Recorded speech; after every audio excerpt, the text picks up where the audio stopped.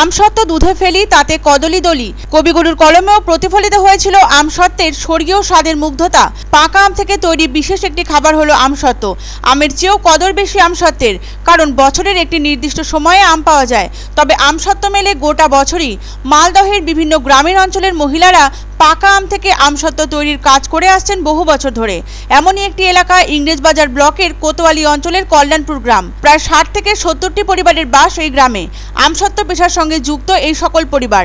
গোপালভোগ, হিমসাগর, ল্যাংড়া, মূলত এই 3 প্রজাতির আমের আমসত্ত্ব স্বাদে অতুলনীয়। কয়েকটি প্রক্রিয়া অবলম্বন করে আমসত্ত্ব তৈরি করা হয়। প্রথমে পাকা আম গাছ থেকে পেড়ে বোটা ছাড়িয়ে জলে ভিজিয়ে রাখতে হয় প্রায় 30 মিনিট।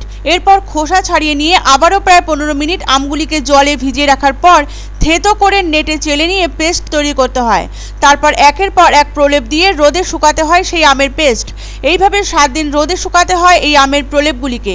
সবশেষে কাটিং করে তৈরি হওয়া আমসত্ত্ব বাজারে বিক্রি করা হয়।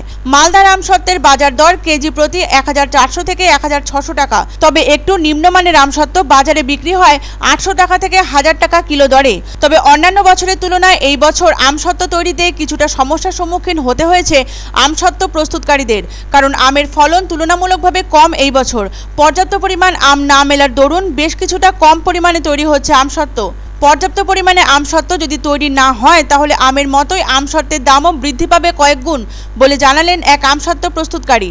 উল্লেখ্য, মালদার আমসত্ত্বের চাহিদা শুধু পশ্চিমবঙ্গেই নয়, ভিন রাজ্য এমনকি বাংলাদেশেও রপ্তানি হয় আমসত্ত্ব। তবে আম চাষিদের আক্ষেপ, সরকারি কোনো সাহায্য পায় না তারা। মালদায় একটা হাব করা গেলে আমসত্ত্বের ভালো মূল্য পাওয়া যেত, কারণ সংরক্ষণ করা থাকলে আমসত্ত্ব নষ্ট হওয়ার ভয় থাকতো না, জানালো আম চাষিরা। বৃষ্টি বা মেঘাচ্ছন্ন আবহাওয়া থাকলে বিঘ্ন ঘটে আমসত্ত্ব তৈরির ক্ষেত্রে। তবে এখনো পর্যন্ত আমসত্ত্ব তৈরির অনুকূল আবহাওয়া রয়েছে মালদায়। মূলত গোপালভোগ, হিমসাগর, ল্যাংড়া, আম্রপালি জাতের আমের থেকে তৈরি হওয়া আমসত্ত্বের স্বাদ ও চাহিদা সব থেকে বেশি। পেশাদার আমসত্ত্ব প্রস্তুতকারকদের পাশাপাশি কোতোয়ালির বিস্তীর্ণ এলাকায় স্বনির্ভর গোষ্ঠীর মহিলারাও নিজেদের বাড়িতেই পালা করে আমসত্ত্ব তৈরির কাজ শুরু করে দিয়েছেন জোর কদমে। বড় জোর আর 1 মাস, তার মধ্যেই মালদার বাজারে চলে আসবে সুস্বাদু আমসত্ত্বের পসরা। মালদহের পাশাপাশি তার স্বাদ নিতে পারবে পুরো পশ্চিমবঙ্গবাসী। প্রসঙ্গত উল্লেখ্য, মহিলা স্বনির্ভর গোষ্ঠীর সদস্যদের অনেকের ছাদে 4 কোনা চাটাইয়ের পাতলা আস্তরণ তৈরি করে তার ওপর পাকা আম ঢেলে বিছানো হয়। প্রায় 10 থেকে 14 দিন ধরে শুকোতে থাকে চাটাইয়ের ওপর বিছানো সেই আম। এর জন্য প্রখর রৌদ্রতাপের প্রয়োজন। বৃষ্টি বা মেঘলা আবহাওয়া থাকলে আমসত্ত্ব তৈরির ক্ষেত্রে ব্যাঘাত সৃষ্টি করে। গতবারের তুলনায় এবার অর্ধেকেরও কম আম উৎপন্ন হয়েছে মালদহ জেলায়। ফলে আমের দামও তুলনামূলকভাবে বেশি রয়েছে। সেই কারণে কাঁচা মালের দাম বৃদ্ধির ফলে দাম বাড়বে আমসত্ত্বের, এমনটাই জানিয়েছেন আমসত্ত্ব প্রস্তুতকারীরা। তবে আম চাষিদের একটাই আক্ষেপ যে সরকারি কোনো সাহায্য তারা পায় না।